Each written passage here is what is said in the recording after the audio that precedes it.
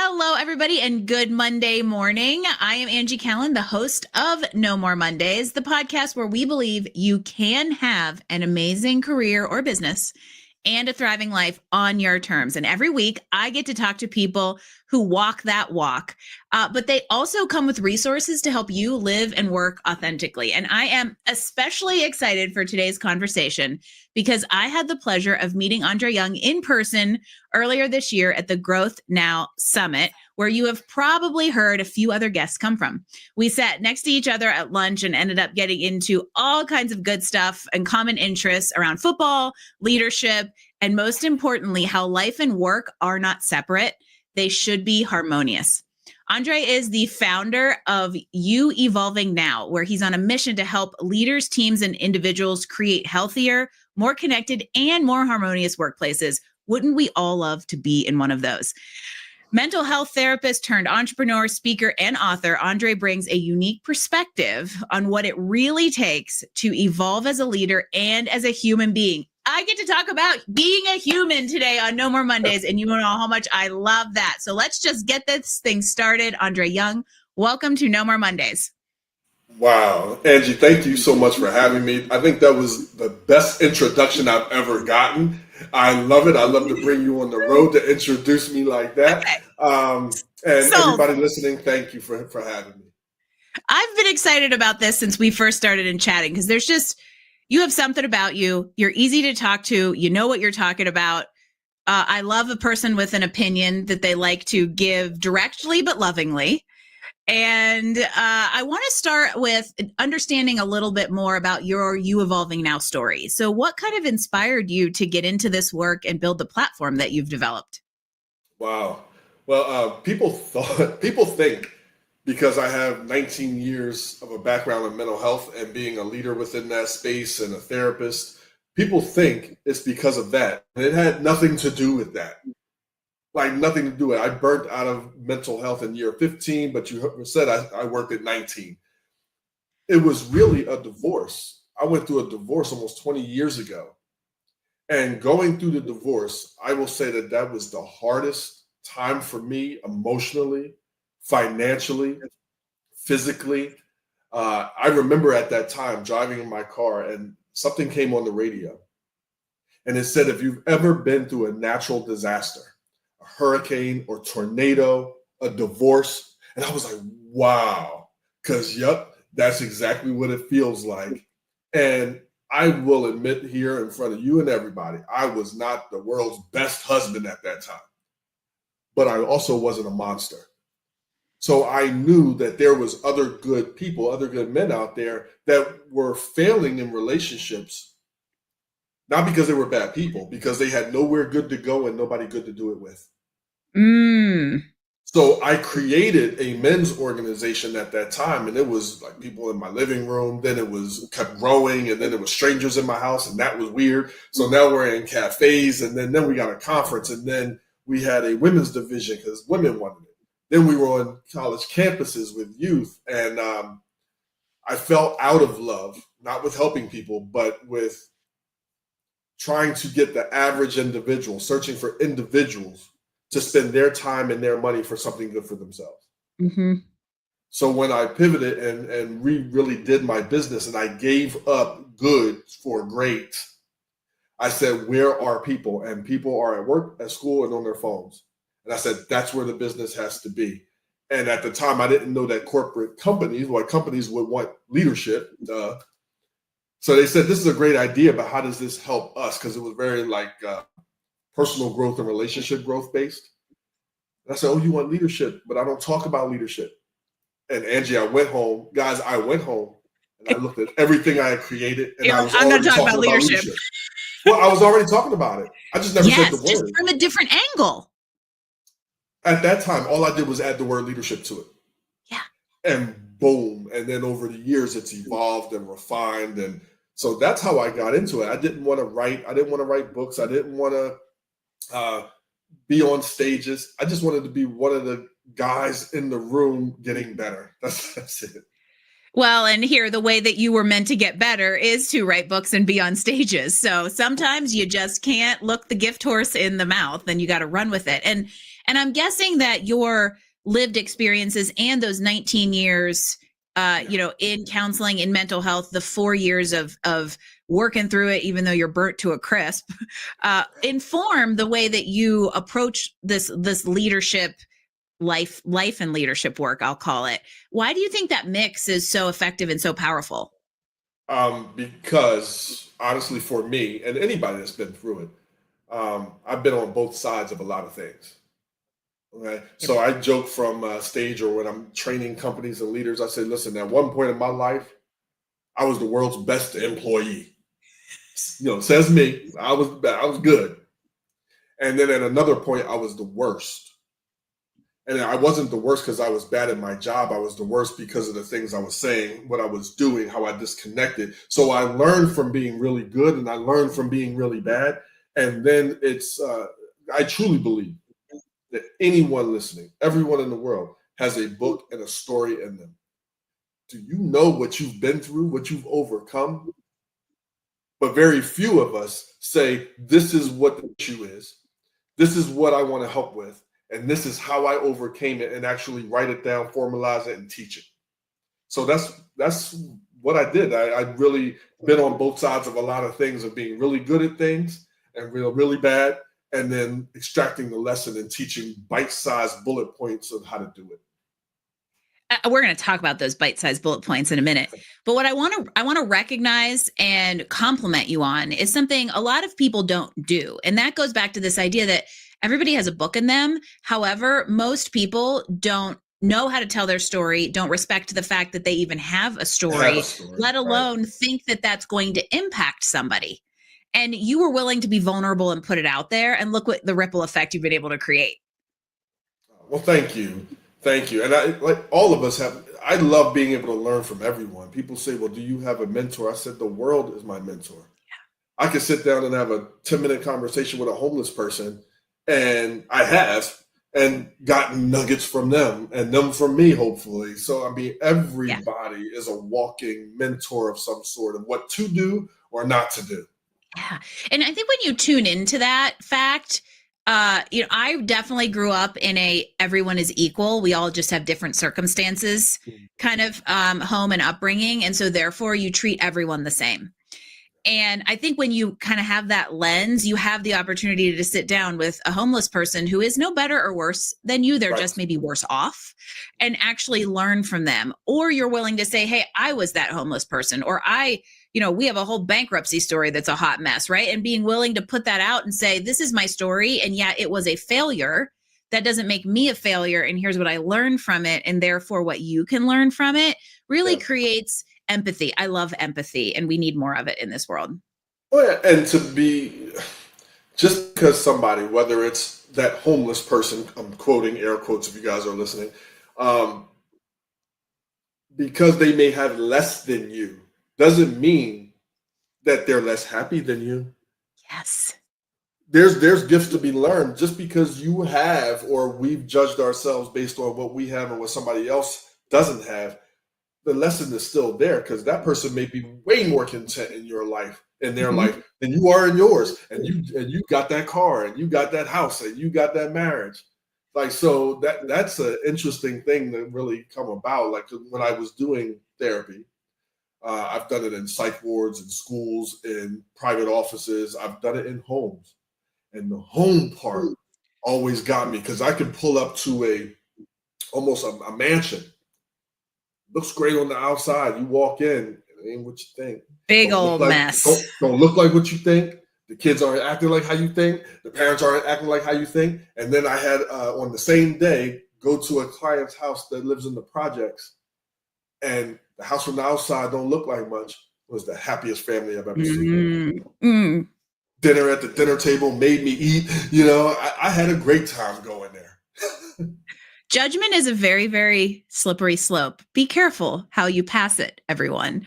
And so I think this is a good point to now talk about, how does all of this, regardless of our lived experiences, the choices that we make, the vulnerability that we put out there, how does all of that come together into this kind of like work life harmony. I like to call it work-life integration, which is so funny that the two of us kind of are operating on just semantics at that point. But how does this all come together and influence what we do work-wise in a really more orchestrated, harmonious way versus the severance, literally the show that a lot of people try to create with that like work-life balance or separation?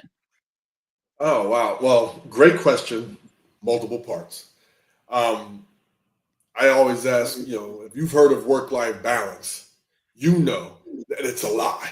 That it does Okay? not exist. It's a lie. And even if you could get it and you get everything perfectly balanced, first off, that's stress and makes me anxious just thinking about it. Because, how long will it stay that way? There are Because times when, it implies that it's a steady state. right. And it takes so much effort to do that. There are times where you're going to work more. There's times you're going to relax more. There might be health issues. I have 4 kids. I have no balance in that. Sometimes one kid has a health issue. One kid has this issue, or my wife needs something. So it's okay. And to have harmony or integration instead of this perfect balance we think we have to do. How it's helped is one, once we can start to lead our work-life harmony, it allows us to exude great personal leadership. Personal leadership is attractive. How you choose to show up to your life, your work, and your relationships in a way that makes people's eyebrow raise and say, I want to be that guy. I want to be that girl. They don't know exactly what it is about you, but you just kind of got it together. So when we come into the office or when we come home or when we're with our friends, the language we use, how we compliment other people, the way we actually walk into a room, how we email, how we do work-life harmony. And what I mean by that is creating what I call a leader's marriage. Marry what you want to do and give to what the person receiving your effort needs most from you right now. I know what my wife needs most from me right now. I might not even like it, but I know. And I'll do it a little bit outside my comfort zone so I don't wind up resenting her or the task. I know what each of my kids want. I know what my dad wants. And I also know what I want and need in regards of my hobbies, my personal time. And I put all of those things intentionally into a calendar. I am lucky enough to have an executive assistant, a real life executive assistant. Most people don't have that. That's okay. The fact that we have a phone, you do. So all of those things that I just mentioned of knowing what the people need most from you right now, put it in your calendar with alerts. So you have to ignore greatness, ignore the things you know you needed. And when this happens, this is what it does indirectly. When you get around your friends, you go to work, over time, that type of personal leadership and work-life harmony, it's going to attract so many people. You're like this beacon that they want to follow. Magnet. You're a magnet. Yes. You're going to attract the right people that are curious and ready. And you're also going to repel the right people that are not. This is the trick. You keep being consistent because you don't have to be for everybody. Everybody is going to like your evolution, and that's okay. You don't ever have to look down on them. You just keep being consistent because the real job is when the not ready get ready, they know where to come. Yep. And you'll be even better when they get there. And I've seen it happen with me as an employee, as a leader, as a person. It happens all the time. You just stay consistent. It's the everything you're talking about, I think almost boils down to just those 2 simple little letters of the it factor. Yep. And you can we say manifest or create, but that feels disingenuous. You can establish an ecosystem where the it factor is acknowledged and seen by other people. And I love this idea of bringing together our 3 most significant life buckets of work, relationships, and our human. Yes. And figuring out how the leadership marriage is like my new favorite thing. You said something that I want to repeat. Work and life harmony comes when you're exuding personal leadership, that's attractive. And when you treat your leadership and your work as a marriage, all of this comes together, because then you don't, guess what? You'll have no more Mondays. How's that for bringing the title of the show into the things? But the big thing here is people do not think about their career as a relationship. Sometimes it's even more complex than the one we have at home, because that's you and them and that's it. Whereas well, you you have a spend more relationship time with the people at work than you do with your significant other. You do anything else. And there's like 10 of them or more. There's different levels. There's your relationship with the work, with the people, with the company, with the managers, with your peers, with the people reporting to you. It's super, super complex. And when you can just exude that kind of personal leadership, it becomes easier, right? Less energy. Well, you know what? It allows, I'm big on the 3 C's. It enhances your communication with them, your connection, the culture of your team, and then results, because results matter. We can't pretend like results don't matter. So what I tell leaders, that it is your job to sell your position when you go into work. You need people to want to be you and in your position so you can get your next promotion, so you can effectively go on vacation and not worry about the ship sinking. That can't happen if you walk into work all stressed out, gossiping, complaining on your 17th marriage and on your 3rd heart attack. Who the heck wants to be you? And trying to tight fist control, micromanage everything that's happening below you. Exhausting. So you go to a guy, this actually happened. They said, we want to get you promoted. I'm like, no, thank you. And I said that in my head.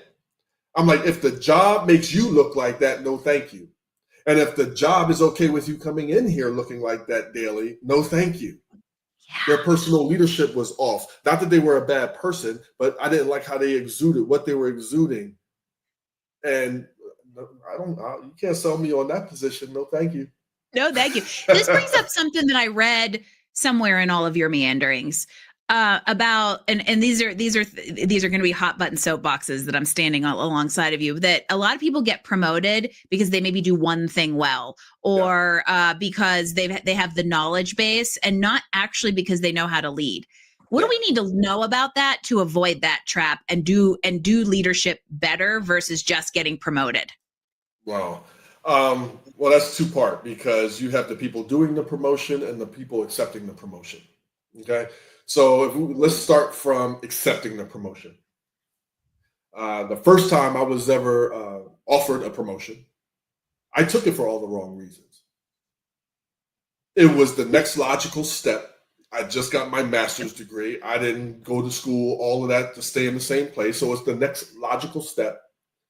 It was more money. And it was a cool title. I remember getting my briefcase, like the leather. Oh, you couldn't tell me nothing. I was feeling myself. I finally get to wear the suit. I was feeling myself.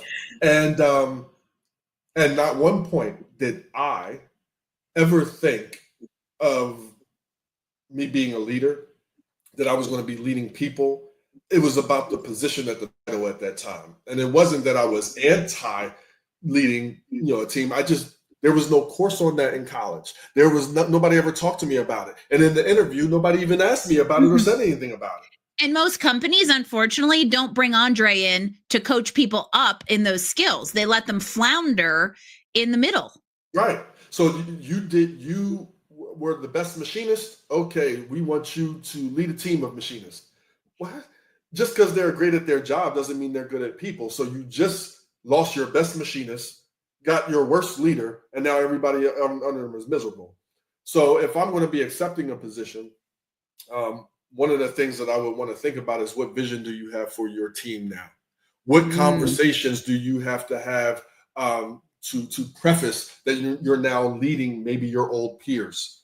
I talk about having the awkward conversation, but also setting expectations, sharing a blueprint. How do you want people to come to you with their problem suggesting and venting?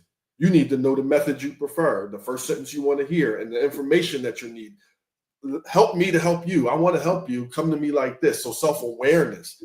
And then, hey, Angie, how do you want me to come to you when I have a question or a concern? So I want to know your blueprint. Here's my blueprint. And now, we can go down the rabbit hole with your top 2 professional languages, knowing the type of employee you are, leader you are. The person doing the promoting the first thing you got to ask yourself is, why am I offering this to this person? Is it because they're good at their job? Just because they're good at their job doesn't mean they either want the position, feel comfortable in the position, or know how to lead, or even like people. It's so true. I've had people say, true. I don't like people.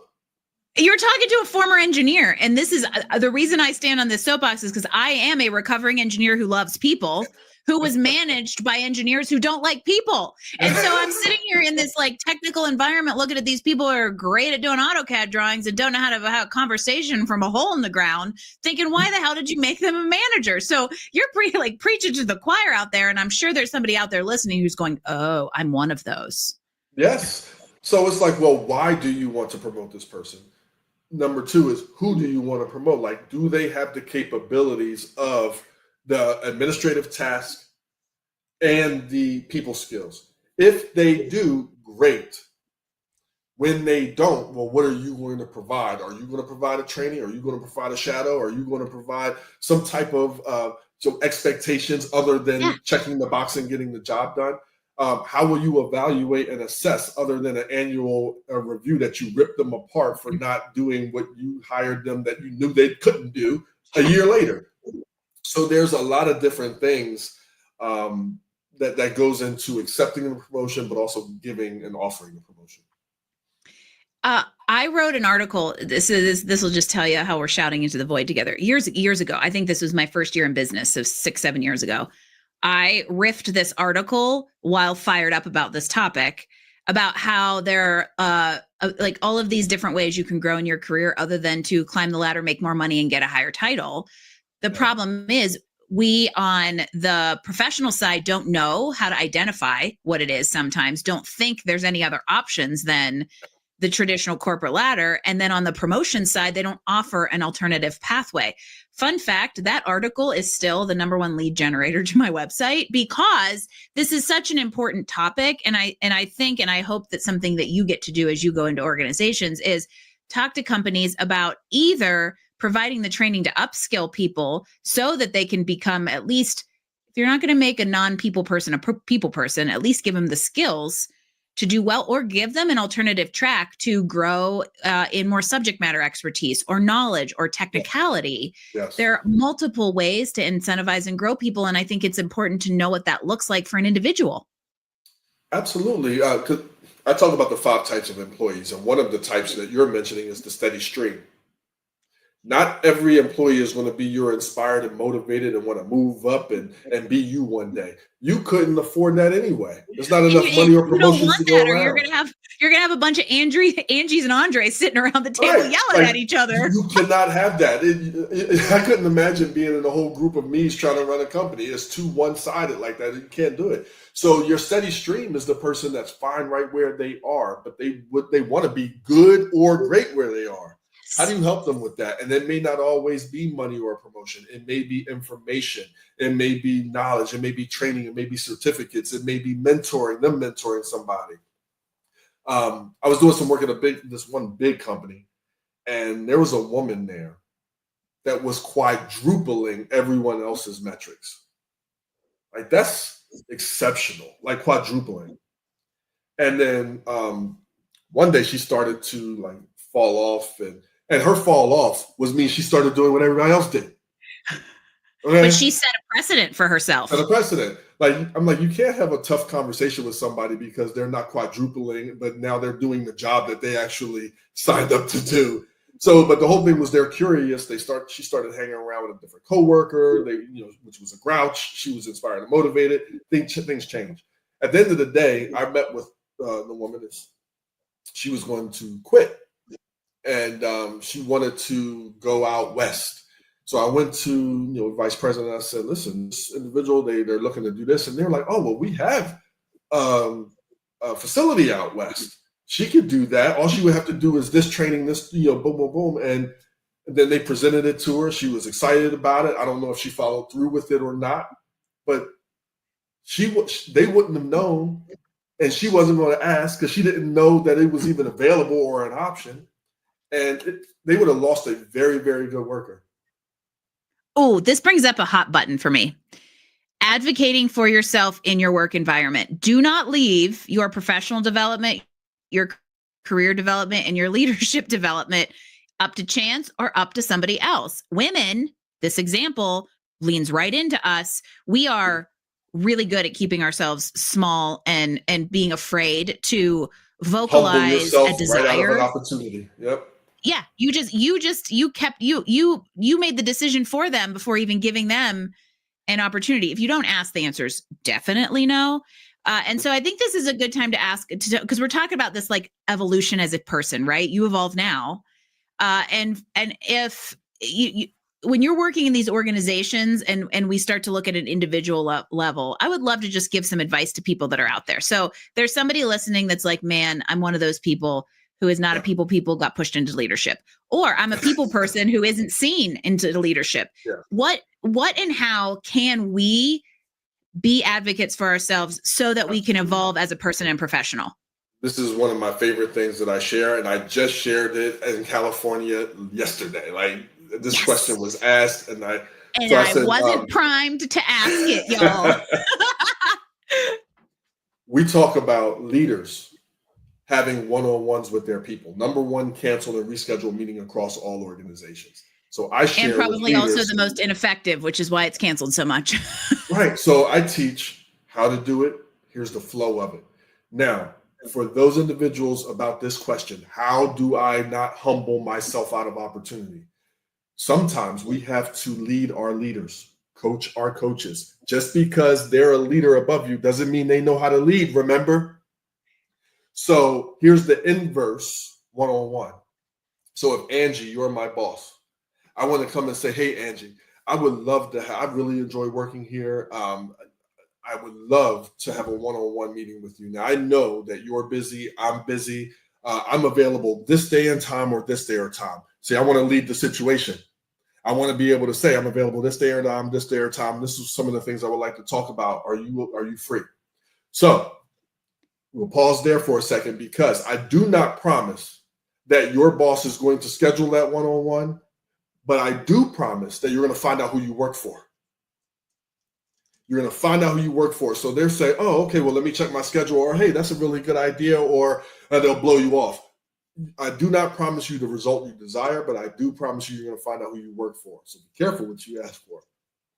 In that one-on-one, point number one, you want to start with gratitude. Hey, thanks so much. I've really enjoyed working here. This has been an awesome experience. Number two, highlight your wins.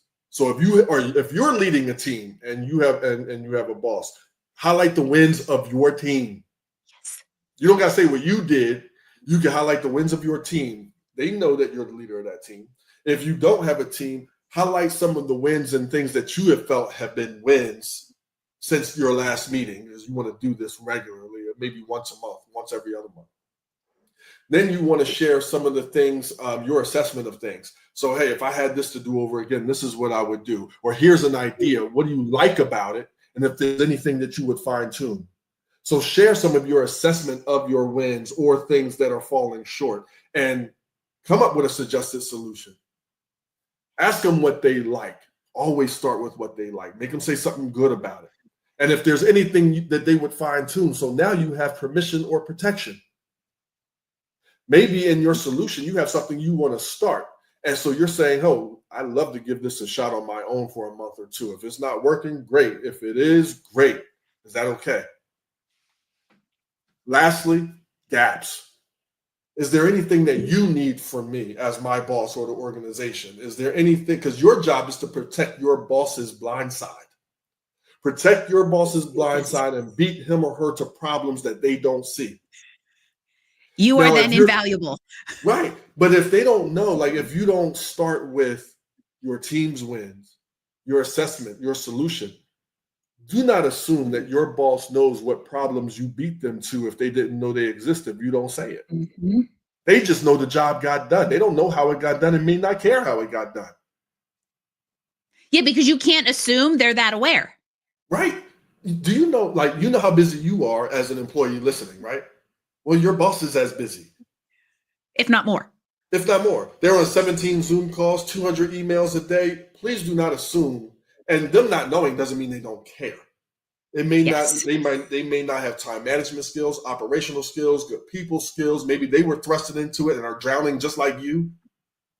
Maybe they're going through a divorce and their life is in shambles and they're just trying to hold it together. You don't know. Just because they make more money, Yes. have a higher title, doesn't mean they're not a person. So give them grace and lead them to help lead you. And you're going to find out who you work for. Now, if everything works out great, great. You stay as an asset, not a liability. If things don't work out great, great. You leave as an asset, but not a liability. Don't start doing worse and then think you're going to leave on good terms and go somewhere else and be better. You're just going to go somewhere and be bitter. Oh, that's important because that baggage is going to go with you. And the habits are going to go with you. And that fundamentally comes down to the word I love and was excited to talk about, being a human. And this is really about building communication skills and relationship skills to understand and meet people where they're at, give them what they need, whether that means being an asset to the boss or being the boss who can meet an employee in the way that they want to be motivated. And what I really want to do with that foundation is tie it back to this big picture of the work-life harmony, because if you're growing your leadership skills and your communication skills and your human skills at work, guess where else it goes? I just watched it happen, Angie. We were out to dinner a couple months ago, my wife and I with another couple. And I toasted my wife for what an amazing job that she has done in her new leadership role. My wife is an inspired and motivated employee, and she's an individual worker and asset. She's always grinded and and moved up employee-wise by herself, the work that she's done. Although she's been a member of a team, she never led a team. And once she got that leadership role, I watched her. I've heard her conversations. We both work from home quite a bit. And I really just had to honor her. And I watched, I watched her development at work make her a better wife and mom at home. And it's not, I don't think it was anything she was trying to do, but it's hard to be this way here and then not bring it home. And it allowed us, in our situation, it allowed us for the first time to be speaking the same language. Oh, and isn't that amazing that even after however many years together, since you have already been married, you reach yet another level of understanding and communication, and it all came primarily through a professional angle that then influenced the personal. And that's such an interesting way to look at how these things and these buckets of our lives really do converge, and they don't compete. And if you allow them to converge instead of compete, you reap the rewards on all sides. Absolutely. I got to see her be so compassionate. I've really never seen that compassion side for everybody that she's leading in the multiple territories that she's managing, leading, directing, and her seeing people for people and not their role and knowing what each person needed. Like, you become such a more empathic, you used that word before, such an empathic leader and better person when you are leading correctly, and then you bring it home, and then that language just doesn't stop. It doesn't turn off. Empathy just doesn't turn off. So I love that, because I'm a big nerd about leadership, and to watch her start to be a nerd about it as well, it's just it was really, really cool. I did a talk on how to lead in an AI world last summer, and it was essentially distilled down to be a human. And in thinking through like how to present it, I also reflected back on the fact that I've been a leadership nerd since I was 16. Wow. And I went to some like leadership development teen thing that I was the kid picked from the high school. And it's so funny how those roots run deep, but I continue to, through like business growth and working with clients, you continue to flex the muscle and build the muscle. And so this is, again, not something where you get to a steady state of balance, but the entire little ecosystem is continuing to evolve. And if you can evolve as a leader and as a person, as a professional, even if you're not leading people, you're leading yourself and you're leading your life, everything becomes more harmonious. And that's the perfect word to apply to it. Here's a tip for work-life harmony. Something I do in my morning because I don't believe in waking up and checking emails first thing or putting on the news first thing. One of the first questions I ask myself, I say, what are you going to do to be great today? In the various roles that you play, what are you going to do to be a great husband today, a great father today, a great friend today? I ask myself that question every single morning, and I've never not had an answer. It starts my day off with some type of purpose and a plan. And how can your life be worse? Now, it is limiting because I'm going to come up with an answer of something I want to do or may be willing to do. It may not meet the deepest need of those I'm about to give it to. It doesn't always have to. Yeah. You know, every now and then I encourage you to ask the get great question and really go to a person, whether it's your boss, an employee, your wife, your kids, and say, hey, listen, I want to be great. And this is something that I've been doing, hopefully that you've noticed, but something that's been making me feel better about it. But if that's not what you need, that's not fair. So what is it that you need most from me right now? I love it. There's a few things to that though, Angie. You gotta be willing to hear the feedback. Right. If you are a leader enough to ask, you better be leader enough to listen because you're not guaranteed to hear it, what you want to hear or how you want to hear it. Mm-hmm. And 9 times out of 10, they're going to BS you anyway and tell you, oh, everything's fine, you're great. Don't you believe that, because that's crap. If y'all got in a fight right now, boss, employee, or spouse, somebody tell you a list of things. So to judo that is, hey, I appreciate you saying everything is okay. I realize I caught you off guard. I've been thinking about this. Maybe you haven't. I want to ask you later in the week. And if the answer is the same, fantastic. If it's not, I really want to hear it. Sometimes you have to give people permission and time to answer you honestly. Most people don't like confrontation. They might not be quick on their feet. They may not think that you can handle their truth right now. Who knows? So with a boss, hey, I'm available this time, or when are you available? Because I really would like to know. And you give them permission. And whatever they say, you don't have to do. But if you do it a little bit, it's amazing what can happen. And you're creating an environment where then it becomes easier for future feedback because you've given kind of blanket permission to provide it. And that's another thing that comes back to like the corporate framework that we have and the annual performance reviews that are the second most pointless thing after the weekly employee team meeting, right? Because hello, thank you for telling me 364 days after the fact that I screwed up right after my performance review last year. Like, what good is that? I love this idea and this concept of being leader enough to listen in all aspects of your life, at home, at work, in your friend circle, and creating an environment where they have permission to be heard, I think is so, so important. That's a huge thing. When my friends with work-life harmony, I'm telling you, you got to get rid of the bobbleheads in your life. We all know the people you could call right now and complain about your job, your spouse, your kids, your life, your car, don't matter. And they'll just, you so right. Oh my God, I don't know how you deal with it. If I was you, only to send you back more righteously wrong to whatever it is you're complaining about.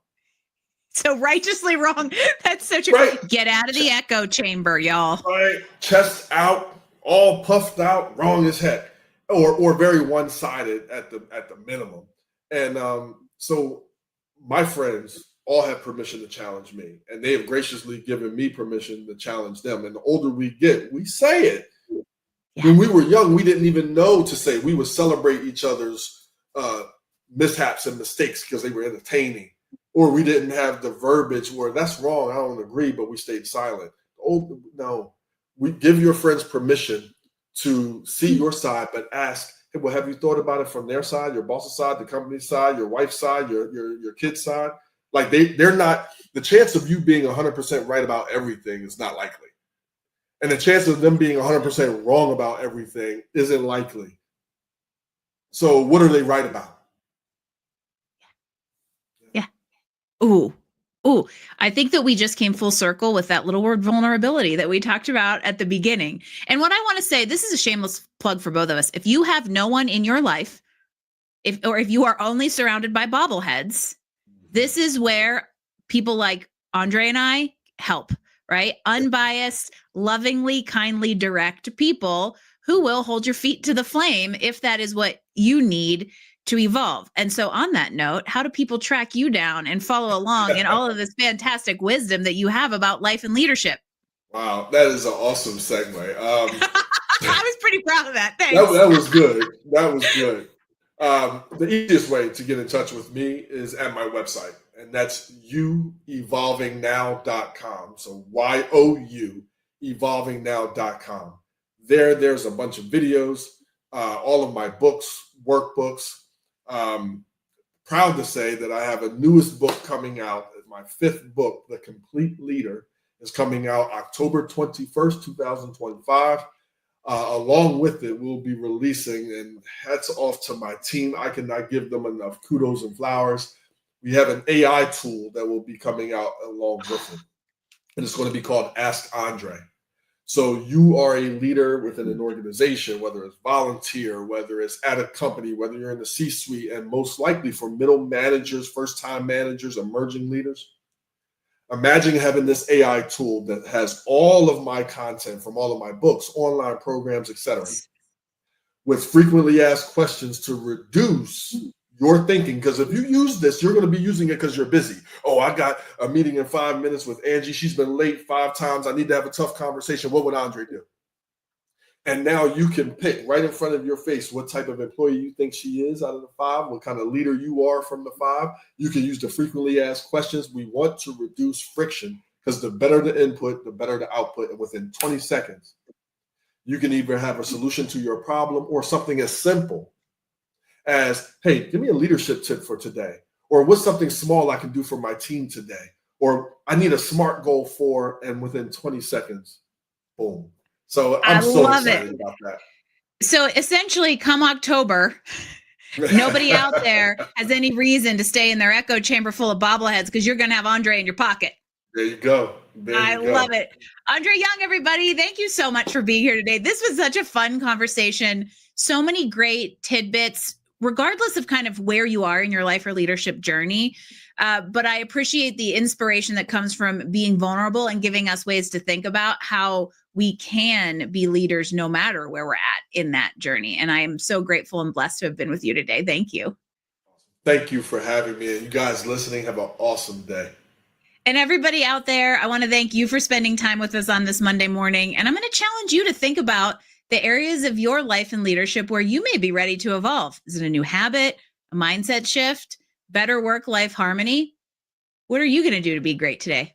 I'll see you next week for another edition of No More Mondays podcast.